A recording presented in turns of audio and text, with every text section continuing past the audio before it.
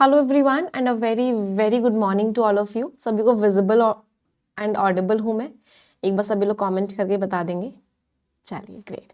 तो आज का सेशन स्टार्ट करते हैं। जितने भी नए स्टूडेंट्स हैं, इस चैनल में पहली बार आए हैं, सबसे पहले इस चैनल को सब्सक्राइब जरूर कर लेंगे, इस वीडियो को लाइक ज़रूर कर देंगे और शेयर ज़रूर कर देंगे। स्टार्ट करते हैं वोकैबुलरी के साथ आज का session.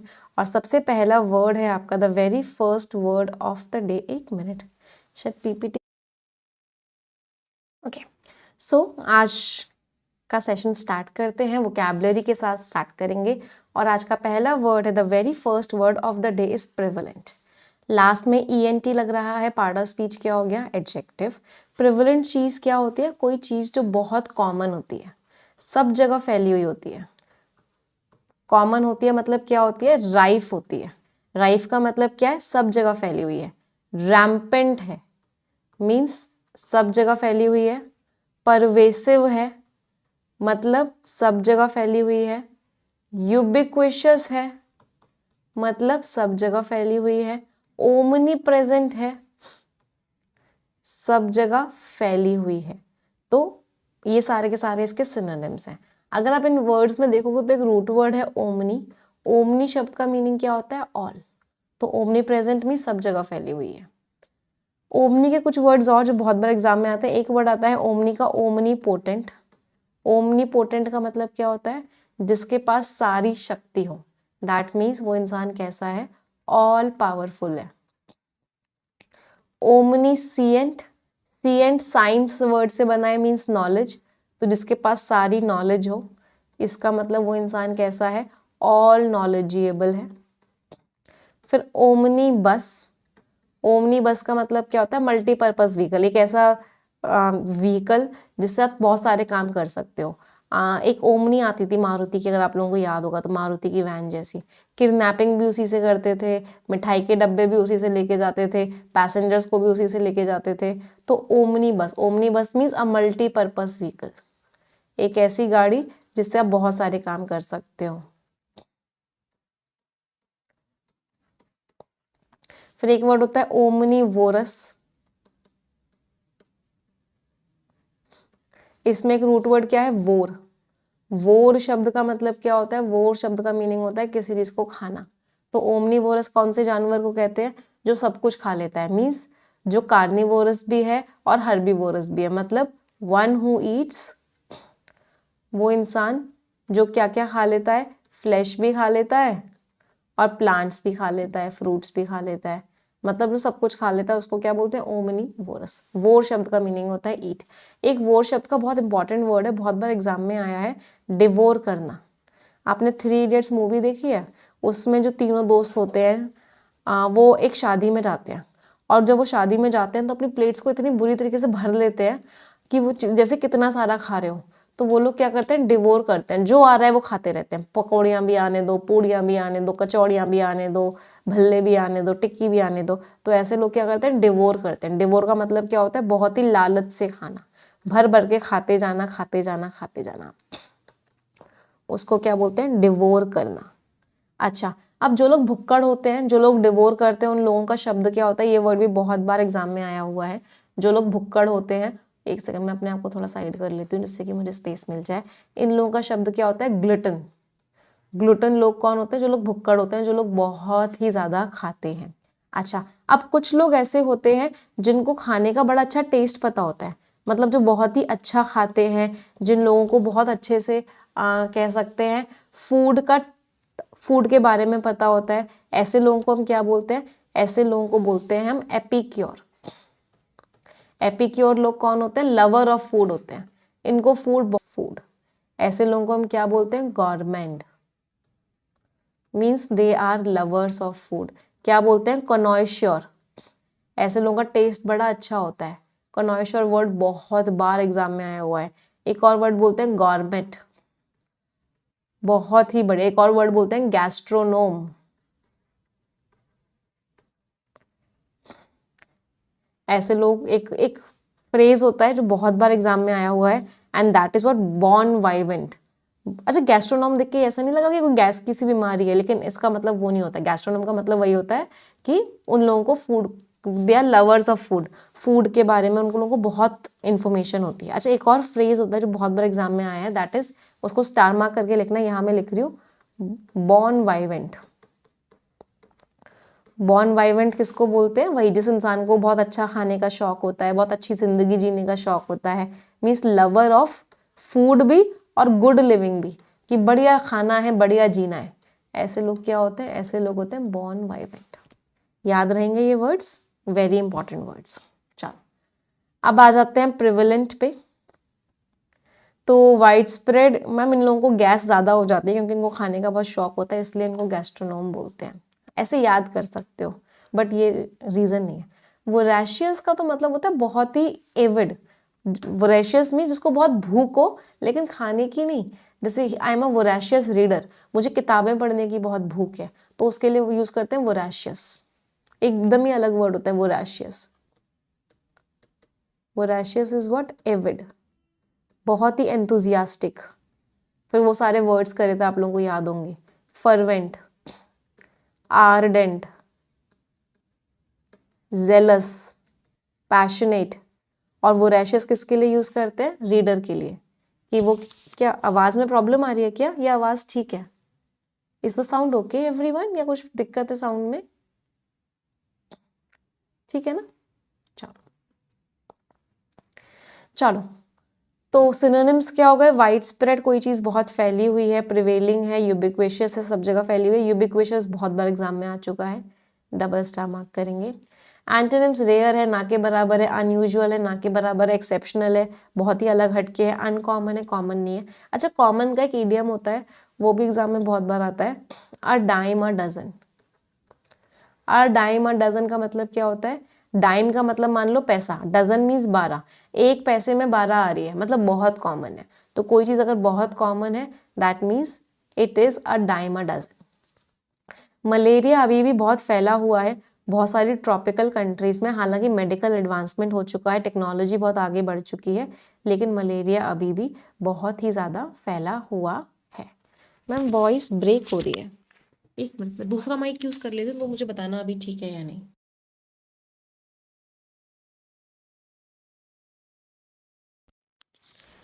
Now is it okay? अब ठीक है? चलो अगला वर्ड है रेपरकशंस, लास्ट में आईओएन लग रहा है, पार्ट ऑफ स्पीच क्या हो गया? नाउन। रेपरकशन एक नेगेटिव टोन का वर्ड है, इसका मतलब क्या होता है? किसी चीज का नेगेटिव रिजल्ट। तो किसी चीज का कुछ रेपरकशन हुआ है, इसका मतलब क्या है? किसी चीज का नेगेटिव रिजल्ट है। एंड अनइंटेंडेड, अनइंटेंडेड मीन्स अनचाहा, कॉन्सिक्वेंस मीन्स रिजल्ट, किसी इवेंट का, किसी एक्शन का एक अनचाहे रिजल्ट को बोलते हैं रेपरकशंस। और स्पेशली क्या होता है? बैड वन होता है, मतलब ये नेगेटिव टोन का शब्द है। Consequence, effect, fall out, result, ramification पे डबल स्टार मार्क करो। Ramification means negative result. Antonyms, उसका कारण क्या था, कॉज क्या था, ऑरिजिन क्या था, रीजन क्या था, सोर्सेज क्या थे, कारण क्या था। तो जो इकोनॉमिक रेपरकशंस थे, जो इकोनॉमी पे नेगेटिव रिजल्ट पड़ा पैंडमिक का, वो फील किया गया दुनिया भर की इंडस्ट्रीज में। अच्छा, पैंडमिक वर्ड लिखा हुआ है, सभी को पता है पैन रूट वर्ड का मीनिंग क्या होता है? पैन शब्द का मीनिंग होता है ऑल। तो दो रूट वर्ड्स और होते हैं, एक होता है एपी और एक होता है एंडो। एंडो का मीनिंग होता है इनर, एपी का मीनिंग होता है आउटर, और पैन का मीनिंग होता है ऑल। फिर एक और वर्ड होता है डेमो। डेमो रूट वर्ड का मीनिंग होता है पीपल। मैं आपको ये चारों रूट वर्ड्स क्यों बता रही हूँ? क्योंकि ये वर्ड्स मुझे आप लोगों को बताने हैं। पहला वर्ड है एपिडेमिक, आप ही लोग मुझे मीनिंग बताना। Then we have endemic and then we have pandemic. क्या तीनों में डिफरेंस समझ में आ रहा है? तीनों का मीनिंग समझ में आ रहा है? एंडेमिक, एंडो का मीनिंग था इनर, जो एक एरिया के अंदर ही अंदर हो, कोई चीज जो एरिया के अंदर ही अंदर लोगों को हो। डेमो मीन्स पीपल, वो क्या हो गया? एंडेमिक हो गया, means with in an area, जो रेस्ट्रिक्टेड हो एक एरिया के अंदर ही, एक एरिया के अंदर ही फैले।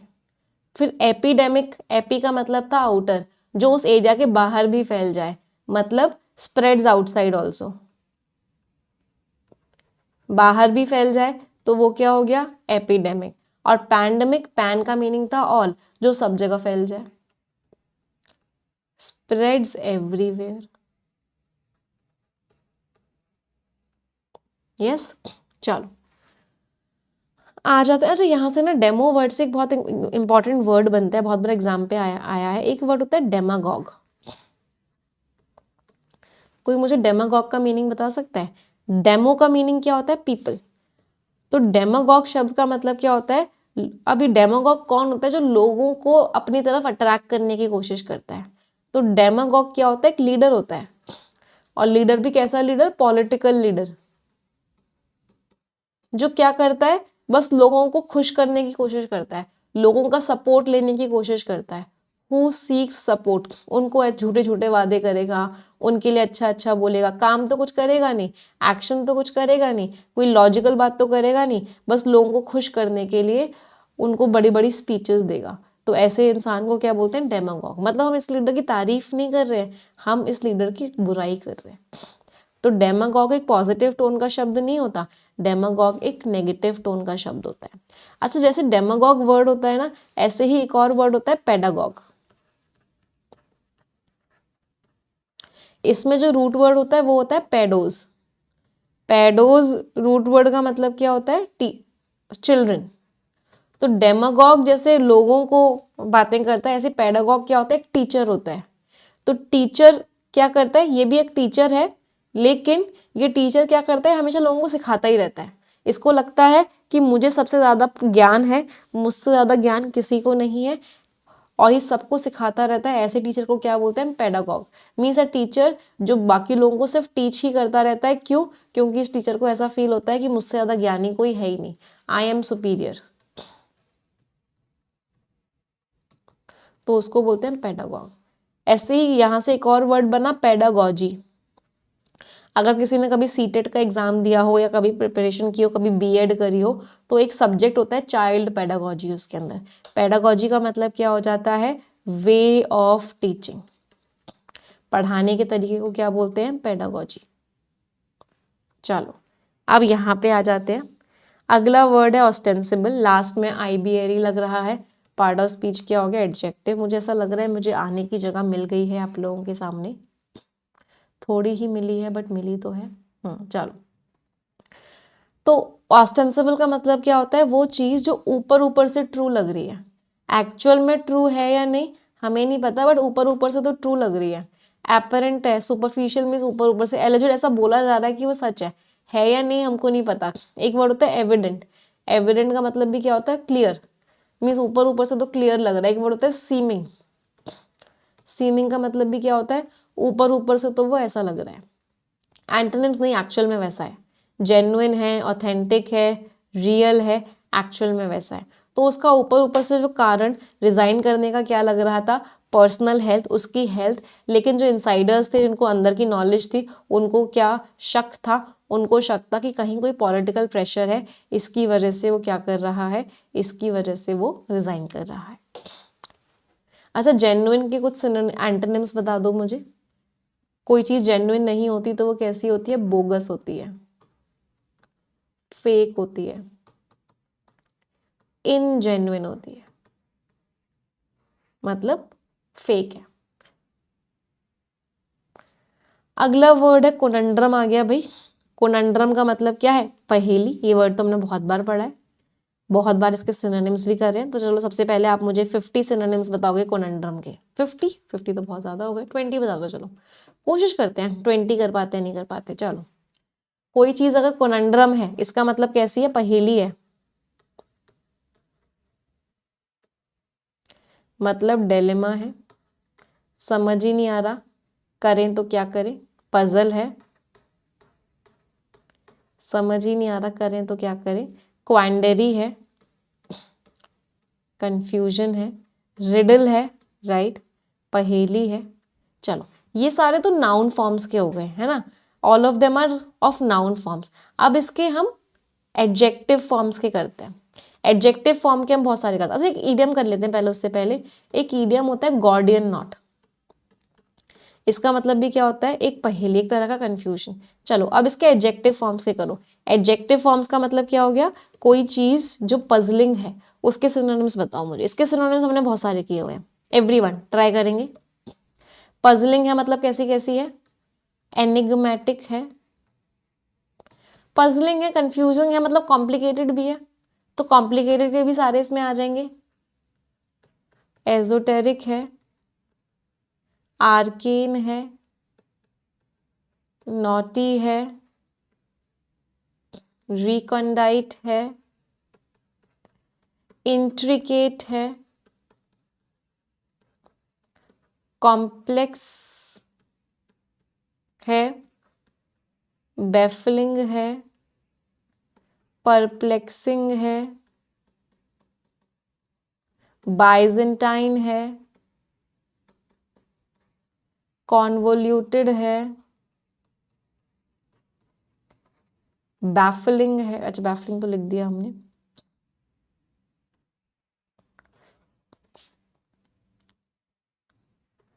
कंफ्यूजिंग है इसका मतलब क्लियर भी नहीं है, नहीं समझ में आ रहा, बिल्कुल भी क्लियर नहीं है, तो क्या बोल सकते हैं, हेजी है, एम्बिगुअस है, मिस्टीरियस है, तो वो सारे वर्ड्स भी आ जाएंगे। आपको एकदम चौंका दे रही है, मतलब कंफ्यूजिंग सी, आपको समझ ही नहीं आ रहा, तो कल सारे के सारे वर्ड्स पढ़े थे, आप लोगों को याद हो रहे होंगे। फ्लैबरगास्टिंग है, गॉबस्मैकिंग है, फ्लमॉक्सिंग है, अनक्लियर का एक और वर्ड होता है ऑब्सक्योर है, मतलब क्लियर नहीं है। फिर एक वर्ड होता है एब्स्ट्रूज है, क्लियर नहीं है। क्रिप्टिक है, क्लियर नहीं है। और कोई वर्ड किसी को याद आ रहा हो?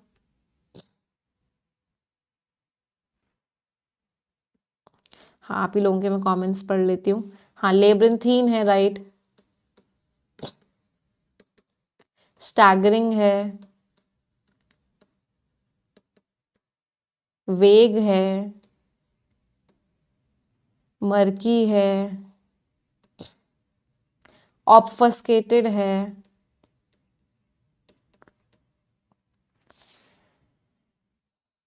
इक्विवोकल है।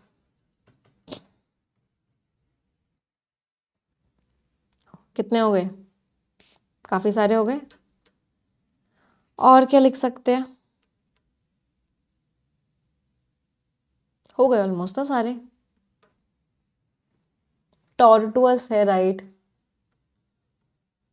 सरपेंटाइन है, बी फडलिंग है,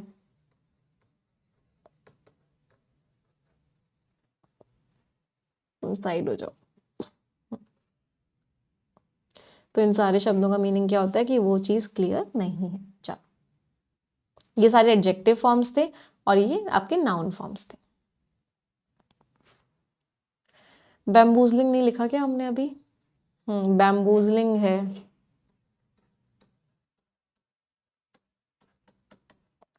अच्छा क्लियर नहीं है मतलब छुपी हुई भी कह सकते हैं, छुपी हुई है मतलब क्लियर नहीं है, नहीं समझ में आ रही। कंसील्ड इनडायरेक्ट सिनोनिम हो सकता है, कंसील्ड है। बिविल्डरिंग भी नहीं लिखा मैम, बिविल्डरिंग है। चलो आ जाए अब, बहुत सारे हो गए। तो कोनंड्रम इज पहेली, पार्ट ऑफ स्पीच क्या हो गया? नाउन हो गया। अ कंफ्यूजिंग और डिफिकल्ट प्रॉब्लम और क्वेश्चन, तो कोई चीज कंफ्यूजिंग है, डिफिकल्ट है, डिलेमा है, पजल है, प्रेडिकामेंट है। फिर अभी हमने पढ़ा एनिग्मा है, गार्डियन नॉट है, गार्डियन नॉट मीन्स प्रॉब्लमैटिक है। एंटोनिम सोल्यूशन है, क्लैरिटी है, आंसर है। तो सरकार एक कंफ्यूजन को फेस कर रही है, किस चीज से? इकोनॉमिक ग्रोथ को बैलेंस करने में और एनवायरनमेंट को प्रोटेक्शन में। तो सरकार को कंफ्यूजन हो रहा है कि एनवायरनमेंट को प्रोटेक्ट करें या ग्रोथ को लेकर आए, तो इस चीज से सरकार, उस चीज में सरकार फंसी हुई है। चलो अगले वर्ड पे आते हैं। The next word is ephemeral. Ephemeral means जो क्षण भर का हो, पार्ट ऑफ स्पीच एडजेक्टिव हो गया। तो कोई चीज जो बहुत ही छोटे टाइम के लिए हो, क्षण भर की हो, एफीमेरल होते। ट्रांजिटरी है, फ्लीटिंग है, शॉर्ट लिव्ड है, मोमेंटरी है, इसका मतलब क्या है, क्षण भर की है। एंटोनिम्स परमानेंट हो गई, एंड्योरिंग जो चलती रहे, लास्टिंग जो चलती रहे। तो जो सनसेट की जो ब्यूटी होती है वो क्षण भर की होती है, लेकिन बहुत ही ज़्यादा मेस्मराइजिंग होती है। मेस्मराइजिंग मीन्स अट्रैक्टिव होती है। मेस्मराइजिंग वर्ड आ गया, मुझे जल्दी से 7-8 सिनोनिम्स बता दो मेस्मराइजिंग है। कोई चीज़ अगर मेस्मराइजिंग है मतलब अट्रैक्टिव है। अट्रैक्टिव है इसका मतलब क्या हो गया, बीविचिंग है, एंथ्रोलिंग है, टेम्पटिंग है, अल्योरिंग है, ल्योरिंग है, फैसिनेटिंग है, कैप्टिवेटिंग है। हाँ जी, इन सारे शब्दों का मीनिंग क्या होता है कि वो चीज़ आपको अपनी तरफ अट्रैक्ट कर रही है, आपको अपनी तरफ खींच रही है। चार्मिंग है, राइट, एंटाइसिंग है, मीन्स अट्रैक्टिव है। पार्ट ऑफ स्पीच क्या है, V1 प्लस ING भी है, और V1 प्लस ING को एडजेक्टिव की तरह भी यूज कर सकते हैं। तो कहेंगे, चलो अब यहाँ पे आ जाते हैं। कोपियस, लास्ट में OUS लग रहा है। पार्ट ऑफ स्पीच क्या हो गया, एडजेक्टिव। कोपियस मीन्स बहुत ज़्यादा, तो कोई चीज़ बहुत ज़्यादा है, इसका मतलब वो कैसी है, कोपियस है। अबंडेंट इन सप्लाई और क्वांटिटी, हद से ज़्यादा है। एम्पल है, हद से ज़्यादा है। प्लेंटीफुल है, हद से ज़्यादा है। अबंडेंट है, बहुत ज़्यादा है। एंटोनिम्स ना के बराबर है, स्पार्स है ना के बराबर है, लैकिंग है ना के बराबर है। तो ऑथर ने बहुत सारे नोट्स लिए इंटरव्यू के दौरान, तो इंटरव्यू के दौरान ऑथर ने भर भर के नोट्स लिए। अच्छा, इसके नाउन फॉर्म के सिनोनिम्स बताना कोपियस के। एक वर्ड होता है प्लेथोरा, मीन्स बहुत ज़्यादा। मल्टीट्यूड ऑफ थिंग्स मीन्स बहुत ज़्यादा चीज़ें। अ स्ल्यू ऑफ थिंग्स का मतलब क्या होता है, बहुत ज़्यादा चीज़ें। तो ये सारे के सारे नाउन फॉर्म्स हैं, इनका मीनिंग क्या होता है, बहुत ही ज़्यादा चीज़ें। हाँ, इन सब का मतलब क्या होता है, मिरियाड भी है, राइट। मिरियाड मीन्स बहुत ज़्यादा। अगला वर्ड है होन, मीन्स किसी चीज़ के हिसाब से अपने आप को एडजस्ट करना। इसका मतलब होता है होन करना, रिफाइन करना, परफेक्ट करना, समय के साथ अपने आप को किसी चीज़ के हिसाब से एडजस्ट करते जाना और बेहतर बताने जाना। आप अपनी स्किल्स को होन करते हो, मतलब अपनी स्किल्स को और अच्छा बनाते जाते हो समय के साथ। एक्शन की बात कर रहे हैं, पार्ट ऑफ स्पीच क्या हो गया, वर्ब। शार्पन करना, इम्प्रूव करना, इन्हांस करना, मीन्स समय के साथ और अच्छा बनाते हुए जाना। एंटोनिम्स ब्लंट हो गई, बहुत ही खराब हो गई, डल हो गई, वर्सन हो गई, समय के साथ खराब हो गई। तो उसने बहुत साल स्पेंड किए अपनी स्किल्स को अच्छा करने में, एक डांसर की तरह। Next word is euphoria, root word है EU। EU रूट वर्ड का मीनिंग होता है गुड। दो शब्द होते हैं, बेनी और EU, दोनों का मीनिंग होता है गुड। यूफोरिया की आप स्टेट में हो, मतलब बहुत ही ज़्यादा खुश हो। आज मैं ऊपर, जमाना है नीचे, ये वाली फीलिंग है, मतलब you are in a state of euphoria, means बहुत ही ज़्यादा खुश हो। Elation, joy, bliss means you are very very very happy, that means you are in a state of euphoria. Antonyms despair है, दुख है, मिजरी है, दुख है, ग्लूम है, दुख है। तो खुशी का सेंस था क्राउड में, पूरी पूरी भीड़ में, जैसे ही कॉन्सर्ट शुरू हुआ। तो जैसे ही कॉन्सर्ट शुरू हुआ तो क्या था, बहुत ही ज़्यादा लोग खुश हो गए। चलो मुझे खुशी वाले कुछ इडियम्स बता दो जल्दी से। अगर आप बहुत खुश हो तो आप कहाँ पर हो, आप क्लाउड 9 पर हो, आप मून के ऊपर हो, you are over the moon, आप 7th हेवन में हो। याद करो, जितने याद आ रहे हैं उतने याद करो, कोशिश करते हैं कम से कम 10, 12, 15 तो याद कर लें। चलो, टिकल्ड पिंक, आप बहुत खुश हो, means you are tickled pink. You are walking on air, आप एयर पे वॉक कर रहे हो। You are as happy as Larry, आप उतने खुश हो जितना लैरी खुश है। You are like a dog with 2 tails, right. कल ही पढ़े थे ये सारे, रिवाइज हो रहे होंगे। आप कैसे हो, जैसे एक डॉग होता है 2 टेल्स के साथ। आप इतने खुश हो कि आप पूरे पूरे टाउन को पेंट कर दोगे red, paint the town red. आप कितने खुश हो कि आप पूरे के पूरे टाउन को रेड पेंट कर दोगे। और क्या, और कोई याद आ रहा है, you are on top of the world, right.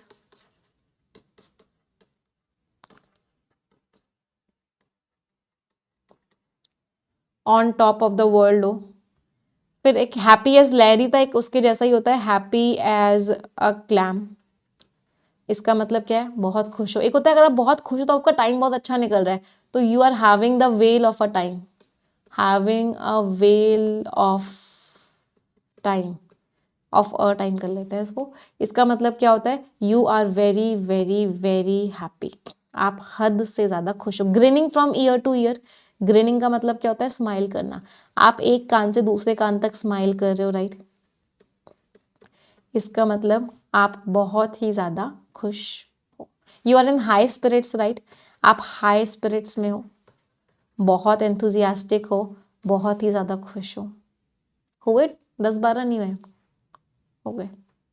चलो अगले वर्ड पे आते हैं। The next is Teeter. Teeter word का मीनिंग क्या होता है, आप ना ऐसे बैलेंस नहीं कर पा रहे, कभी इधर जा रहे हो कभी उधर जा रहे हो, you are not able to balance, that means आप टीटर कर रहे हो। पार्ट ऑफ स्पीच, एक्शन की बात कर रहे हैं, वर्ब हो गया। तो मूव और बैलेंस अनस्टेडली, स्वे बैक एंड फोर्थ, आगे पीछे आगे पीछे आगे पीछे हो रहे हो। मैं इधर चला मैं उधर चला, जाने कहाँ मैं किधर चला, फिर मैं फिसल गया। मीन्स मैं क्या कर गया, टीटर कर रहा था, बैलेंस नहीं कर पाया तो लास्ट में मैं फिसल गया। वॉबल करना, टॉटर करना, स्वे करना, स्टैगर करना मीन्स लड़खड़ाना। एंटोनिम्स, आप स्टेबल हो, स्टेडी हो, बैलेंस्ड हो, एक ही जगह पर बैलेंस्ड हो। तो कंपनी के जो फिनेंसेस थे वो टीटर कर रहे थे, आगे पीछे हो रहा था, मतलब कभी नुकसान हो रहा था कभी फायदा हो रहा था। मार्केट के डाउनटर्न के बाद वो अच्छे नहीं थे, मतलब लड़खड़ा रहे थे। रेस्ट करना, रेसलिंग का गेम सभी को पता है, रेसलिंग में क्या होता है, देखा होगा आपने कभी टीवी पे रेसलिंग का गेम। तो रेसलिंग वर्ड कहाँ से बना, रेस्ट करने से। रेस्ट करने का मतलब क्या होता है, आप किसी चीज को छीन रहे हो सामने वाले से। एक्शन की बात कर रहे हैं, पार्ट ऑफ स्पीच क्या हो गया, वर्ब। तो forcefully pull from a person's grasp, कोई चीज को आपने छीन लिया उसके गिरफ्त से। सीज कर लिया, स्नैच कर लिया, ग्रैब कर लिया, टेक बाय फोर्स मीन्स छीन लिया। एंटोनिम्स, दे दिया, ले ले यार, गिव कर दिया, रिलीज कर दिया। रेलिंक्विश का मीनिंग क्या होता है, त्याग दिया। रेलिंक्विश का एक बहुत ही इंपॉर्टेंट सिनोनिम बहुत बार एग्जाम में आता है, एब्डिकेट कर दिया। एब्डिकेट करने का मतलब क्या होता है, त्याग दिया। याद कैसे करोगे एब्डिकेट को, अब दे दी कैट, आपने अपनी कैट किसी को दे दी, अब दे दी कैट मीन्स त्याग दिया आपने अपनी कैट। तो एब्डिकेट इज व्हाट, त्याग दिया। तो जो रिबेल्स थे उन्होंने कोशिश करी कि वो कंट्रोल छीन लें कैपिटल का, एक बहुत ही खतरनाक जंग के बाद। रिबेल्स कौन होते हैं, वो लोग जो विद्रोह करते हैं उनको बोलते हैं रिबेल्स। ये वोकैबुलरी पढ़ने में मजा आ जाता है ना, इतने सारे वर्ड्स रिवाइज हो जाते हैं, आपके भी और मेरे भी। इनफैक्ट मेरे भी बहुत सारे वर्ड्स रिवाइज हो जाते हैं। आप लोग भी मुझे कमेंट में बताते रहते हैं ना मैम ये वाला वर्ड भी, ये वाला वर्ड भी, फिर मुझे भी याद आ रहा होता है, हाँ ये वाला वर्ड भी होता है, ये वाला वर्ड भी होता है। तो बहुत बहुत मजा आ जाता है वोकैब के बाद। रिनाउंस का मीनिंग भी त्याग देना होता है, रिनाउंस भी लिख सकते हो, right. Renounce is also what, त्याग देना। चलो फ्रेजल वर्ब्स पे आते हैं। पहला head up, head up means आप किसी चीज के चार्ज में हो। To lead or be in charge of something, तो आप किसी चीज के चार्ज में हो, that means you are heading up. Mess with, don't mess with me, मेरे साथ मेस अप मत करना, मतलब मेरे साथ मेस मत करना। डोंट मेस विद मी मतलब मुझे, मेरे साथ पंगे मत लेना। टू इंटरफेयर विद और प्रोवोक समन, मुझे भड़काना मत, मुझसे पंगे मत लेना, don't mess with me. Pan out, it panned out like this, मतलब इसका रिजल्ट ये निकला। तो टू टर्न आउट और result in a particular way, so all our efforts panned out into this, हमारी जितनी भी कोशिशें थी उन सबका रिजल्ट ये निकला। तो पैन आउट मीन्स रिजल्ट निकलना। क्वियर अप, आपने क्या किया, किसी चीज को बर्बाद कर दिया, किसी चीज को खराब कर दिया, किसी चीज के अंदर प्रॉब्लम्स डाल दी, आपने उस चीज को क्या कर दिया, क्वियर अप कर दिया। आ जाते हैं इडियम्स एंड फ्रेजेस पे। At the drop of a hat, ये मैं हूं, ये मेरी टोपी है, जैसे ही ये टोपी गिरे वो काम हो जाना चाहिए। तो इसका मतलब क्या, तुरंत की तुरंत वो काम हो जाना चाहिए। If something should happen at the drop of a hat means it should happen immediately, तुरंत की तुरंत, बिना कोई डिले के, बिना कोई झिझक के, तुरंत कर देना उस काम। पास विथ फ्लाइंग कलर्स, बहुत बढ़िया तरीके से पास हुए हो। You have pass with flying colours means आप सक्सेसफुल तो हुए हो लेकिन बहुत अच्छे नंबरों के साथ सक्सेसफुल हुए हो, बहुत बढ़िया तरीके से सक्सेसफुल हुए हो। Speak of the devil and the devil is here, राक्षस का नाम लिया और राक्षस हाजिर है, मीन्स जब कोई इंसान आ जाए, जैसे ही आपने उसका नाम लिया हो, उसको बोलते हैं स्पीक ऑफ द डेविल, और इसको पूरा कर लेते हैं, and the devil is here. Devil की बात करी और डेविल हाजिर है। स्टॉर्म इन अ टी कप, आजकल क्या होता है, ये छोटी सी चाय है, चाय का कप है, इसके अंदर तूफान आ रखा है, और जितने भी न्यूज चैनल्स हैं उन्होंने सनसनी बना रखी है, तूफान आ गया है, क्या धरती बच पाएगी, और एक्चुअल में वो स्टॉर्म इन अ टी कप है।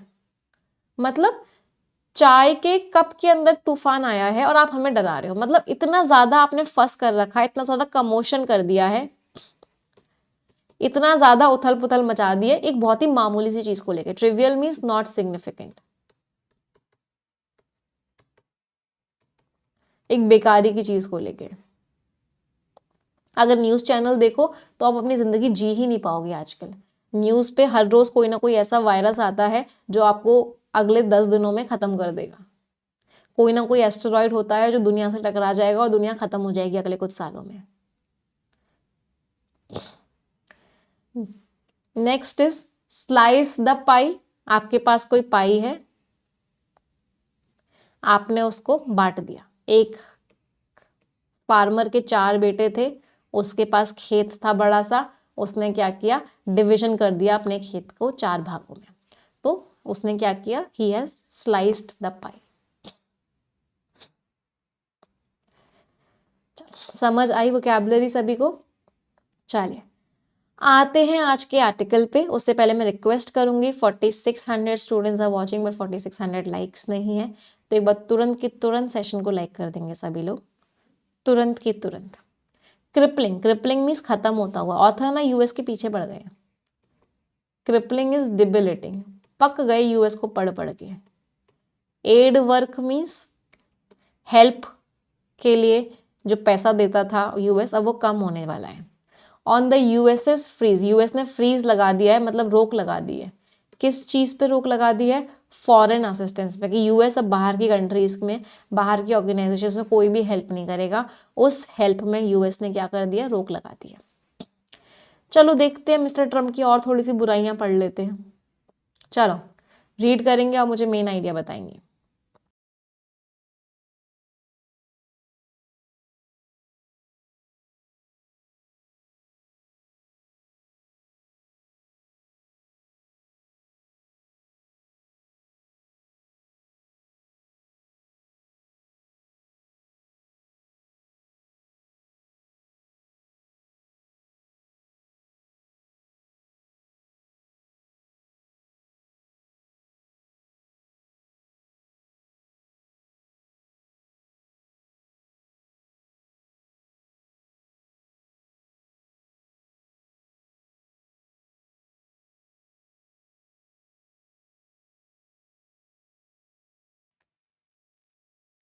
चलो देखते हैं ऑथर क्या कह रहे हैं। मैम ट्रम्प वाले आर्टिकल्स मत लिया करो बेटा, ये एडिटोरियल के आर्टिकल्स होते हैं, और ऊपर से एक तो आपको करंट अफेयर्स में हेल्प करेंगे, क्योंकि इतना ट्रम्प ट्रम्प हो रहा है ना, तो बहुत सारे चांसेस हैं कि एग्जाम में क्वेश्चन यहाँ से आएंगे, जीए में, जनरल अवेयरनेस में यहाँ से क्वेश्चन आएंगे कि किससे विड्रॉ किया, कब किया, कौन उसके सेक्रेटरी हैं, क्या क्या किया, ये सब क्वेश्चन आने के चांसेस हैं जनरल अवेयरनेस में, पहली चीज।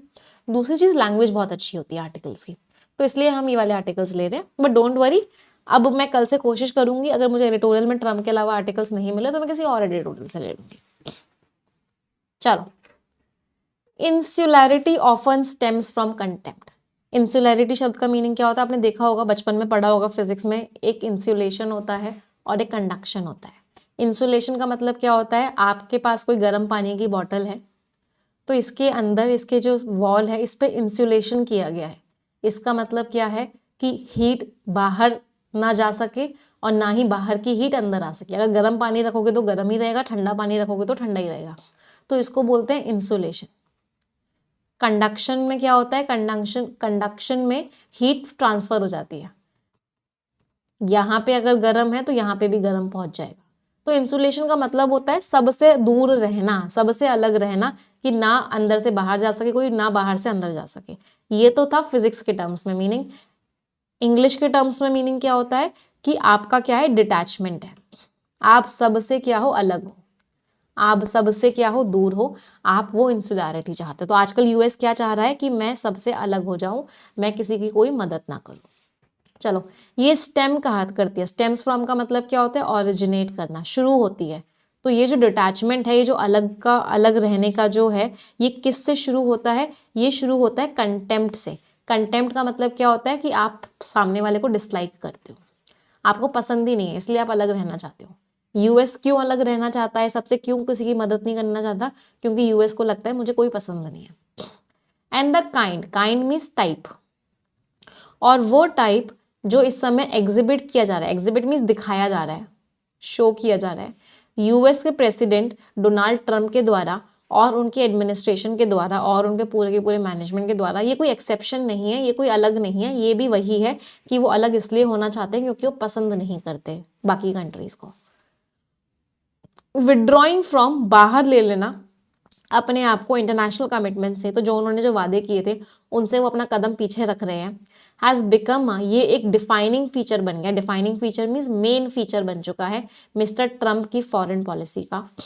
और जो उनका लेटेस्ट डिसीजन आया है कि वो रोक देंगे, फ्रीज का मतलब वो रोक देंगे, किस चीज़ को रोक देंगे, फॉरेन असिस्टेंस को, कोई मदद नहीं करेंगे वो बाकी कंट्रीज़ की। वो लिस्ट में ऐड हो जाता है। कौन सी लिस्ट, जो बहुत ही ड्रास्टिक, ड्रास्टिक मीन्स बहुत बड़े बड़े जो उन्होंने कदम उठाए हैं, उसकी लिस्ट में एक और आइटम ऐड हो गया है।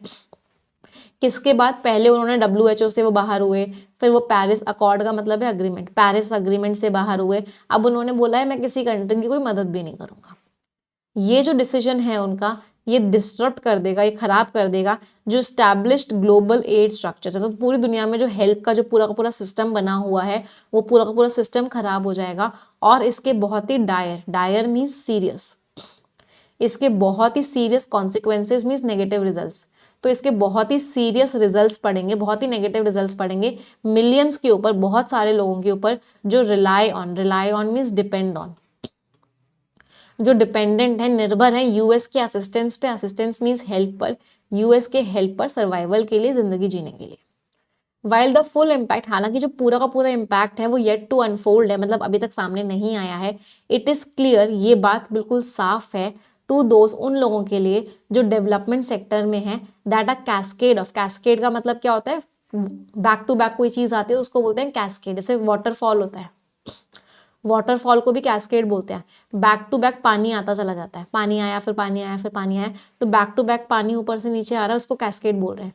तो यहाँ पे कैस्केड का मतलब क्या, back to back negative results आने वाले हैं। और ये बात क्या है, एकदम इमिनेंट है। इमिनेंट का मीनिंग क्या है, अबाउट टू हैपन है, जो चीज़ होने वाली होती है उसको क्या बोलते हैं, इमिनेंट। देख रहे हो कितना प्यारा ऑथर ने आर्टिकल लिखा है, कितनी सारी अच्छी अच्छी वोकैबुलरी यूज़ की है, कितनी अच्छी इंग्लिश यूज़ की है।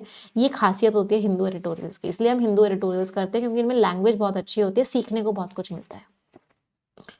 On his first day in office, उनका जो पहला दिन था ऑफिस में, मिस्टर ट्रंप ने इम्पोज कर दिया, किस चीज़ को लागू कर दिया, 90 डे फ्रीज, 90 दिन की रोक लगा दी फॉरेन असिस्टेंस पे, फॉरेन हेल्प में।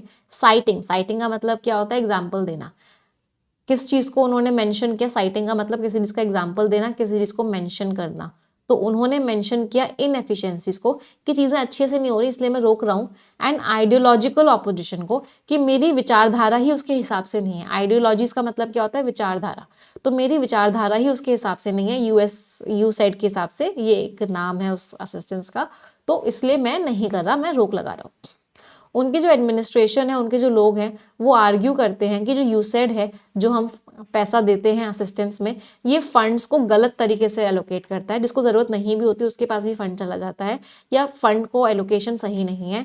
एंड ऑपरेट्स एट, और ये ऑपरेट करता है at odds. At odds means mismatch कर रहा है उनकी पॉलिसीज़ के साथ, पॉलिसीज़ के हिसाब से काम नहीं करता उनकी, तो पॉलिसीज़ के हिसाब से काम नहीं करता, इसलिए उन्होंने क्या बोला कि वो इस चीज़ को बंद कर रहे हैं।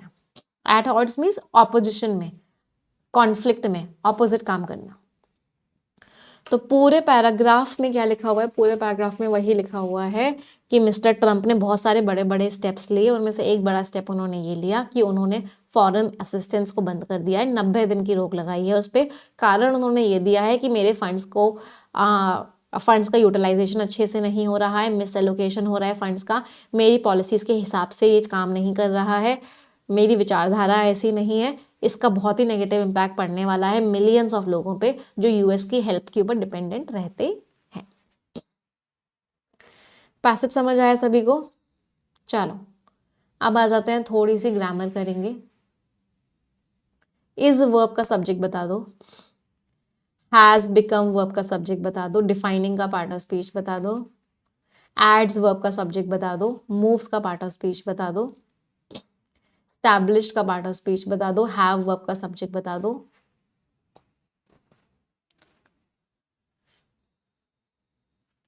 इज वर्ब का सब्जेक्ट बता दो। 90 डे क्यों लिखा हुआ है, 90 डेज क्यों नहीं लिखा हुआ ये बता दो। चलो यहां से लेकर यहां तक पार्सिंग करेंगे।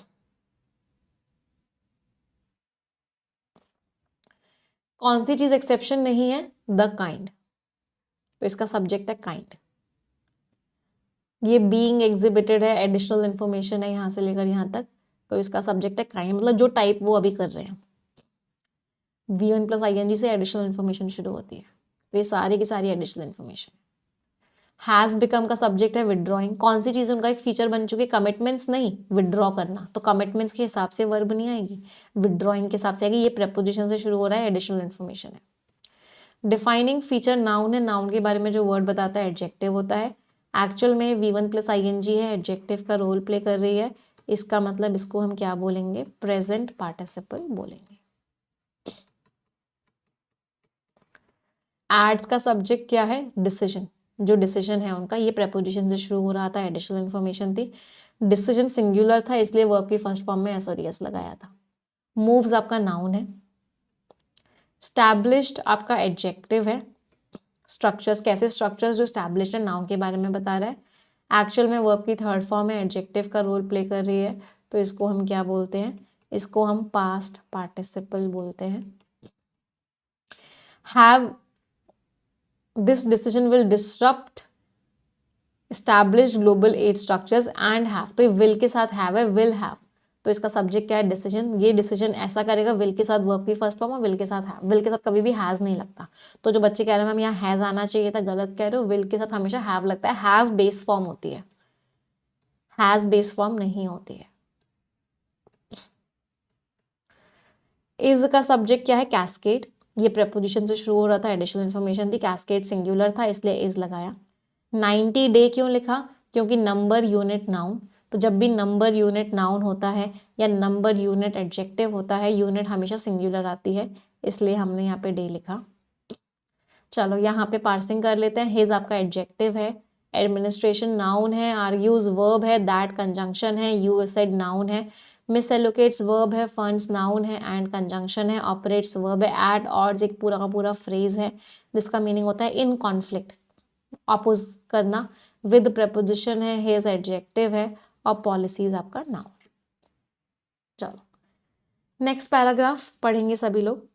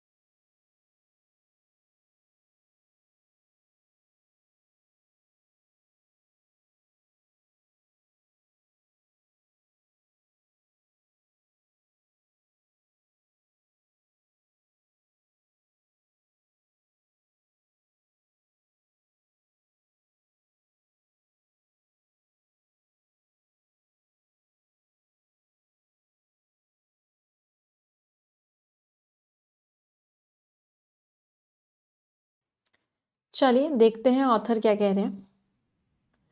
मैम आज मेरा बर्थडे है और मैं हॉस्पिटल में हूँ, प्लीज़ ब्लेस मी। बेटा all the best, God bless you for all your exams, और जल्दी से रिकवर कर लो, जल्दी से ठीक हो जाओ, वापस घर आ जाओ और फुल मोड में पढ़ाई को रिज्यूम करो। एलन मस्क जो है, जो कि हेड ऑफ द डिपार्टमेंट है गवर्नमेंट एफिशिएंसी के, वेंट सो फार, वो इस हद तक चले गए एज टू लेबल कि उन्होंने नाम दे दिया यूसेड को। यूसेड वही हो गया एक पूरी की पूरी एजेंसी जो इंटरनेशनल रिलेशंस को देखती है। इसकी फुल फॉर्म मैं आपको बता देती हूँ। यूसेड की फुल फॉर्म होती है United states agency for international development. तो बाहर की कंट्रीज के डेवलपमेंट के लिए पैसा देती है। इन्होंने इसको क्या बोला, वाइपर्स नेस्ट। वाइपर्स नेस्ट एक फ्रेज होता है, इसका मतलब होता है एक ऐसी जगह जहाँ पे सारे क्रिमिनल्स रहते हैं। वैसे वाइपर का मतलब होता है, वाइपर एक बहुत ही जहरीले सांप को कहते हैं, पॉइजनस स्नेक को वाइपर कहते हैं। और वाइपर्स नेस्ट एक फ्रेज है, इसका मतलब है बहुत ही खराब लोगों का संगठन है, बहुत ही क्रिमिनल टाइप के लोगों का ग्रुप है। ऑफ रेडिकल लेफ्ट मार्क्सिस्ट, किसका ग्रुप है ये, रेडिकल लेफ्ट मार्क्सिस्ट है।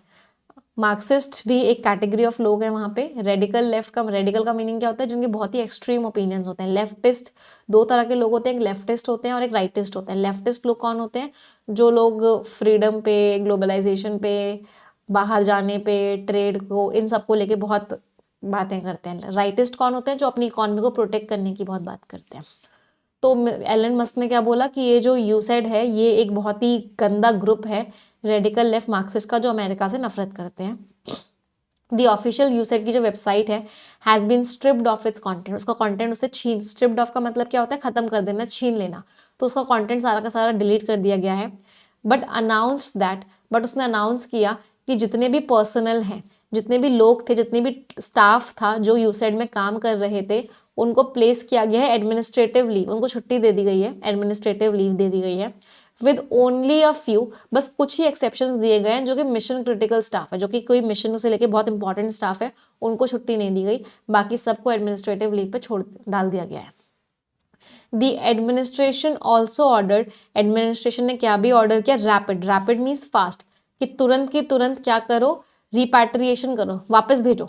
किसको वापस भेजो, जो ओवरसीज यूसेड पर्सनल है। तो जो लोग यूसेड में काम कर रहे थे लेकिन अमेरिका के नहीं थे, बाहर की कंट्रीज के थे, पर्सनल मीन्स जो स्टाफ था, ओवरसीज मीन्स बाहर की कंट्री का स्टाफ जो यूसेड में काम कर रहा था, उनको रिपैट्रिएट करो तुरंत की तुरंत, तुरंत की तुरंत उनकी कंट्रीज में वापस भेजो 30 दिन के अंदर। मतलब वो पूरी ऑर्गेनाइजेशन को ही खत्म कर दिया मिस्टर ट्रंप ने। आप देख रहे हो, जो अपने लोग थे उनको लीव दे दी, जो बाहर के लोग थे उनको वापस उनकी कंट्री में भेज दिया। यूसेड को स्टैब्लिश किया गया था 1961 में। ये एक इंडिपेंडेंट एजेंसी थी, फॉरेन असिस्टेंस एक्ट के अंदर एक इंडिपेंडेंट एजेंसी बनाई गई थी जिसका नाम था यूसेड। जिसका मकसद क्या था, जिसका मकसद था कि ये global humanitarian and development aid देगी। ग्लोबल का मतलब क्या, दुनिया भर में जो इंसानियत के लिए ज़रूरी है, डेवलपमेंट के लिए ज़रूरी है, ये वो हेल्प करेगी। तो यूएस ने, आप लोगों ने देखा होगा, गाजा में बहुत हेल्प करी थी। यूएस ने जहाँ जहाँ वॉर टोन कंट्रीज होती, जहाँ लड़ाइयाँ चल रही हैं, यूक्रेन में लोगों को बहुत हेल्प करी थी। तो ये एजेंसी थी यूएस में, जो बाहर की कंट्रीज में जो लोग, अफ्रीका में यूएस ने बहुत हेल्प करी थी गरीब लोगों की। तो ये एजेंसी थी यूएस में जो लोगों की हेल्प करती थी। मिस्टर ट्रंप ने आते ही क्या किया, इस एजेंसी को ही खत्म कर दिया, इसकी वेबसाइट से सारा कंटेंट हटा दिया, लोगों को वापस भेज दिया, जो बाहर की कंट्रीज के लोग इसमें काम कर रहे थे, और अपने लोग जो काम कर रहे थे सबको लीव दे दी। According to the US government's official spending tracker, इस ट्रैकर के हिसाब से यूएसएआईडी को 44.2 बिलियन डॉलर का फंड दिया गया था 2024 के बजट में। While this amounts to just, ये कितना है, 0.4% ही है यूएस के फेडरल बजट का, टोटल बजट का सिर्फ 0.4% ही है। मीडिया रिपोर्ट्स इंडिकेट करती है कि दैट इज अकाउंटेड फॉर, कि ये लगभग 42% था, जितनी भी ह्यूमैनिटेरियन एड, जितनी भी हेल्प की गई है यूएन के द्वारा 2024 में। तो can you imagine, United Nations एक इंटरनेशनल बॉडी है जो हेल्प करती है, उसका 42% तो यूएस ही कर रहा था, उसका 42% तो यूएस ही कर रहा था, और यूएस ने उसी ऑर्गेनाइजेशन को बंद कर दिया। अब यूएसएआईडी के फंड्स, बहुत सारे फंड्स थे, जिसमें हेल्थ केयर था, फूड की हेल्प करी थी उसने, गाजा में बहुत मदद की थी यूएस ने, पॉलिसी एडवोकेसी, पॉलिसी को सपोर्ट करने में बहुत हेल्प करी थी। तो यूएसएआईडी के जो फंड्स थे वो इन सारे के सारे प्रोग्राम्स में हेल्प कर रहे थे। चलो last paragraph of this article पढ़ेंगे सभी लोग।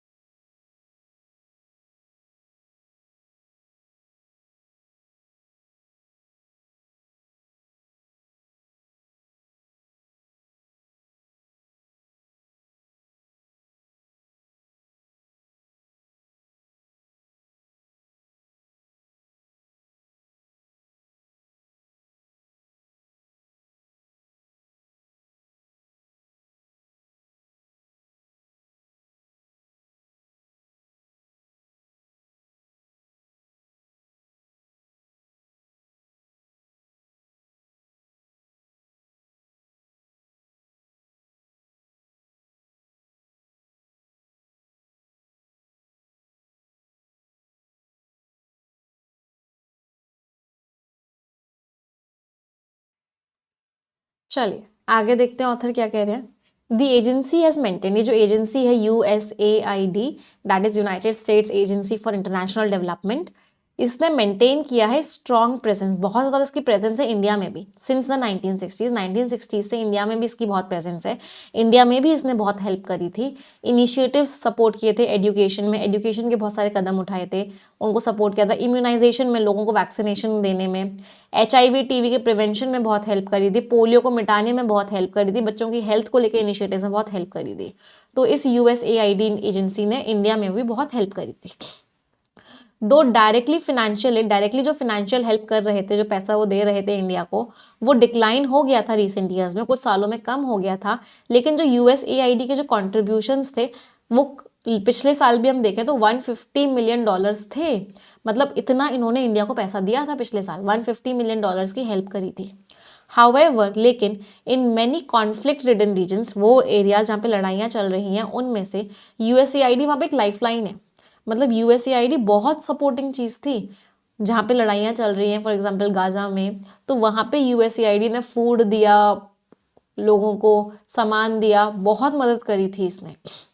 Withdrawing from international aid efforts, अपना कदम पीछे ले लेना बाहर की कंट्रीज की हेल्प से, ये is more than a bureaucratic shift. ये सिर्फ ऐसा नहीं है कि कोई ब्यूरोक्रेटिक शिफ्ट है कि कोई ऑफिशियल आया उसने ले लिया, इसका बहुत इम्पैक्ट पड़ेगा। It risk leaving millions of लोग जो इसके ऊपर डिपेंडेंट थे, अब उनको खाना नहीं मिलेगा, मेडिकल हेल्प नहीं मिलेगी, क्रिटिकल मीन्स इंपॉर्टेंट रिसोर्सेज नहीं मिलेंगी।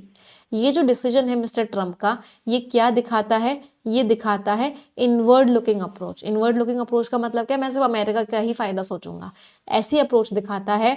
ये डिसमिस कर देता है, खत्म कर देता है इंटरकनेक्टेडनेस ऑफ ग्लोबल अफेयर्स, कि सारी कंट्रीज आपस में कनेक्टेड है, ये इस बात को ध्यान नहीं दे रहे हैं।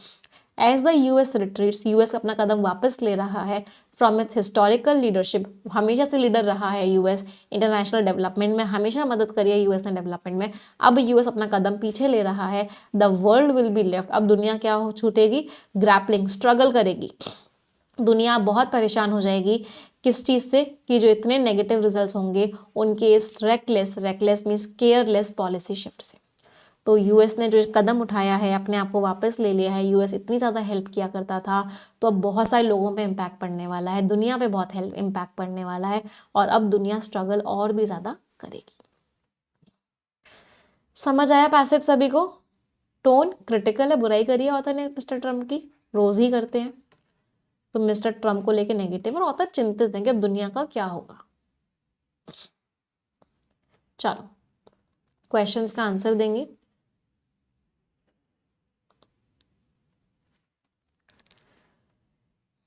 देखते हैं कितने लोगों को पैसेज समझ में आया है।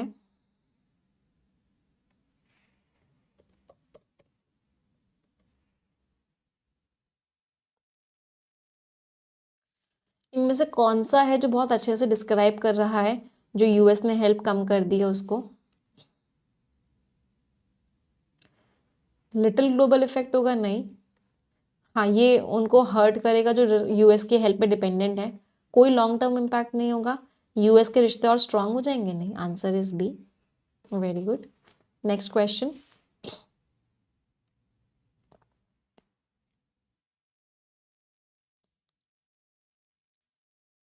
पैसेज क्या सजेस्ट कर रहा है USAID के रोल को लेके?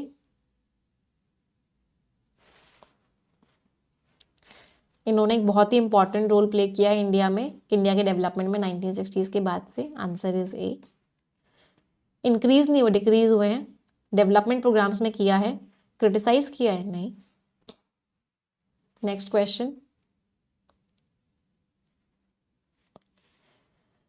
USAID के कमिटमेंट से विड्रॉ करना रिस्की क्यों है? फायदा देगा क्या किसी को? नहीं। एफिशिएंसी को इम्प्रूव कर देगा? नहीं। US की मिलिट्री स्पेंडिंग बढ़ जाएगी? नहीं। हाँ, US का ग्लोबल इन्फ्लुएंस कम हो जाएगा, लीडरशिप कम हो जाएगी। Answer is scores everyone in RC। चलिए आ जाते हैं अगले आर्टिकल पे। Now we will skim the passage. एक रिक्वेस्ट करूंगी, ऑलमोस्ट 5000 स्टूडेंट्स आर वाचिंग, तो तुरंत के तुरंत सभी लोग सेशन को लाइक कर देंगे, तुरंत के तुरंत। जितने ही बच्चों को परफेक्शन बैच को लेके डाउट है, क्लासेस को लेके डाउट है, इंग्लिश इंप्रूव करनी है, मैं एकदम लास्ट में आपकी क्वेरी को एड्रेस करूंगी बेटा, कि आप अपनी इंग्लिश कैसे इंप्रूव कर सकते हैं। अभी स्किमिंग करते हैं। The saga of, saga means story, किस चीज़ की स्टोरी? रेगुलेट करने की, कंट्रोल करने की इंडिया के thermal power emissions, emissions means जो धुआं निकल रहा है। थर्मल पावर का मतलब क्या है? वही जो कोल से जो धुआं निकल रहा है उसके बारे में हम बात करने वाले हैं। चलो देखते हैं। स्किमिंग करके सभी लोग मुझे मेन आइडिया बताएंगे।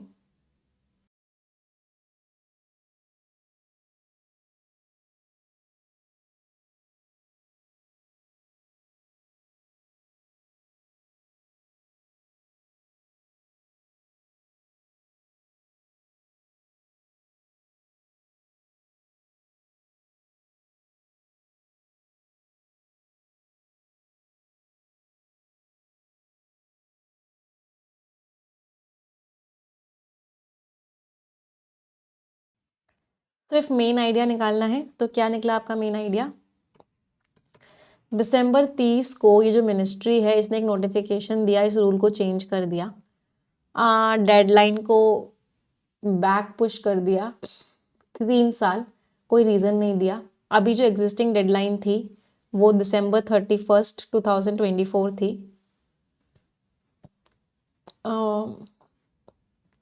एग्जिस्टिंग डेडलाइन जो है वो इतनी थी।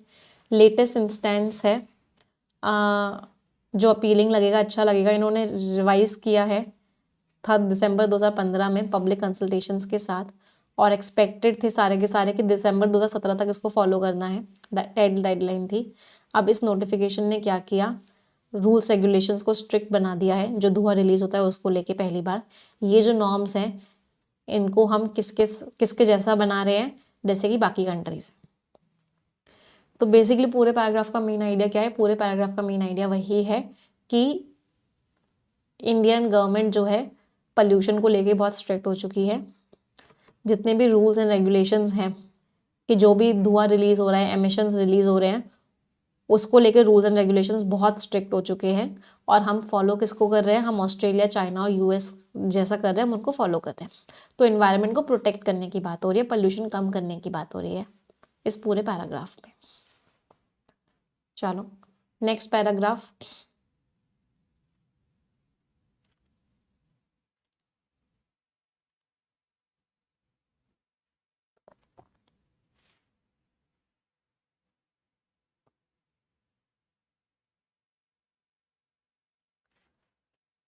सिर्फ मेन आइडिया निकालना है।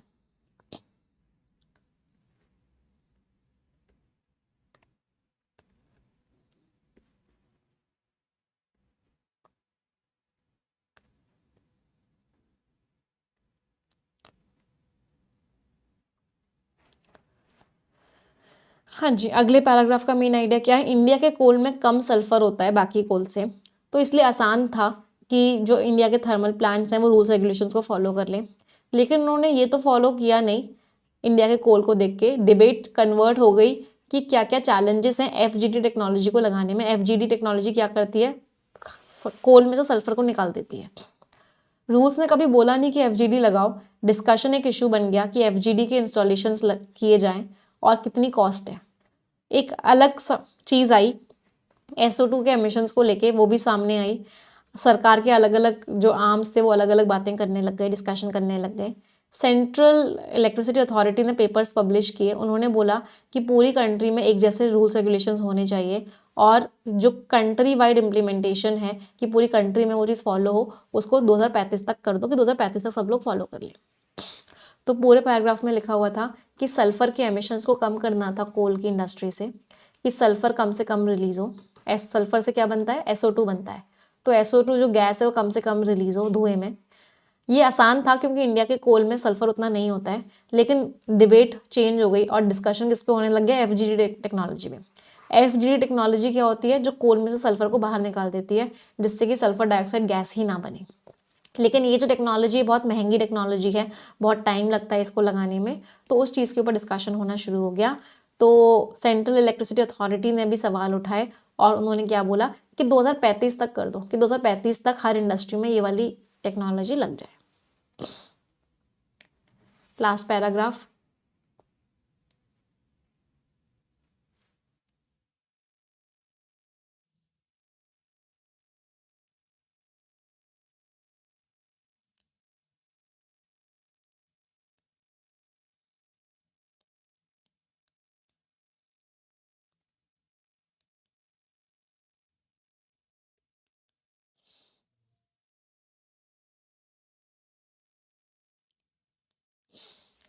CEA ने भी कमीशन की एक स्टडी हुई IIT दिल्ली में 2022 में। उसने बोला कि FGD के इंस्टॉलेशन से कोई एयर क्वालिटी अच्छी नहीं होगी, बट उन्होंने ये बोला कि टाइमलाइंस को बढ़ा दो क्योंकि FGD बहुत महंगी है, उसका सप्लाई चेन उतना अच्छा है नहीं है, और उसके ऑपरेशन में क्या होगा, कोल ज़्यादा कंज्यूम होगा तो ग्रीन हाउस गैस ज़्यादा रिलीज होंगी। नीति आयोग ने एक और इंस्टीट्यूट को बोला कि आप स्टडी करो। इस स्टडी ने ये बताया कि SO2 जो गैस निकलती है वो इतनी इंपॉर्टेंट नहीं है, उसको रोकना इतना इंपॉर्टेंट नहीं है एयर क्वालिटी के लिए, क्योंकि एयर क्वालिटी में जो प्रॉब्लम है वो पार्टिकुलेट एमिशंस के है, छोटे छोटे से जो PM 2.5 अगर आपको देखा हो तो सबसे ज़्यादा जो पोल्यूशन है वो PM 2.5 का होता है। पर्टिकुलेट मैटर जो छोटे छोटे से पोल्यूटेंट्स होते हैं जो एयर में हैंग हो जाते हैं और फिर वो हमारे लंग्स में जाके जमा हो जाते हैं। तो प्रॉब्लम SO2 की नहीं है, प्रॉब्लम ये है। तो SO2 करने से कोई एयर क्वालिटी अच्छी नहीं होगी, ऐसा बोला गया। फिर एक और डिबेट हुआ, SO2 के एमिशन से क्या होता है, एक एरोसॉल बन जाता है, तो इसी की वजह से हमने SO2 को भी बंद किया है, इसको लेके भी रूल्स रेगुलेशंस लगाए हैं। हालांकि इंडियन कोल में सल्फर कम होता है। तो इन इश्यूज को डिबेट करने के बजाय क्या करना चाहिए, and building a consensus before notifying the first set of norms, rules regulations जो आए उसके पहले सब लोग एक बात पे अग्री कर जाएं। उसकी जगह वो क्या कर रही है, वो लगातार चलता जा रहा है। It rather than debating these issues and building a consensus before notifying the first set of forms, it continues robustly nearly a decade after their notification। 10 साल हो गए उनके नोटिफिकेशन को, लेकिन वो चीज़ अभी भी लगातार चल रही है, मतलब डिबेट लगातार चल रही है। ये किसका है, डिबेट का। तो बेसिकली पूरे पैराग्राफ का मेन आइडिया क्या था कि भाई SO2 को कम करने से, इसके रूल्स रेगुलेशंस बनाने से कोई बहुत फायदा नहीं होने वाला पोल्यूशन में। Pollution basically PM particulate matter का होता है, इसके ऊपर काम करो। और दूसरी प्रॉब्लम क्या है कि जब आप कोल को डिसल्फर करते हो तो उससे क्या होता है, कोल का कंजम्पशन भी बढ़ जाता है।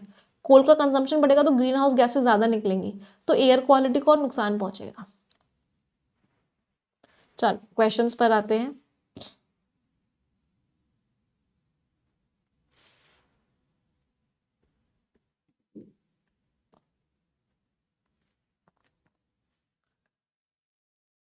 नीति आयोग की कमीशन की जो स्टडी हुई उसमें क्या बेस्ट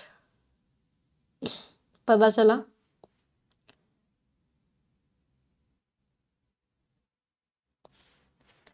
ये प्राइमरी फोकस होना चाहिए, नहीं इससे कोई फायदा नहीं होगा। हाँ SO2 को करने से कोई कुछ नहीं हो रहा, दिस इज राइट। ये कॉस्ट इफेक्टिव है, नहीं बहुत महंगी है। इंडियन कोल में ज्यादा सल्फर कंटेंट होता है, नहीं कम होता है, answer is B. Next question,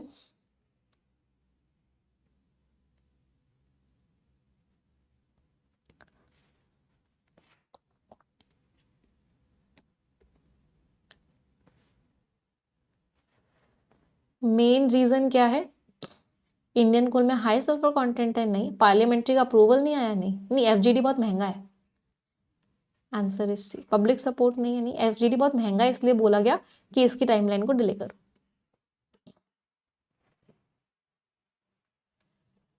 match the columns, answers बताएंगे सभी लोग। At the drop of a hat means तुरंत की तुरंत।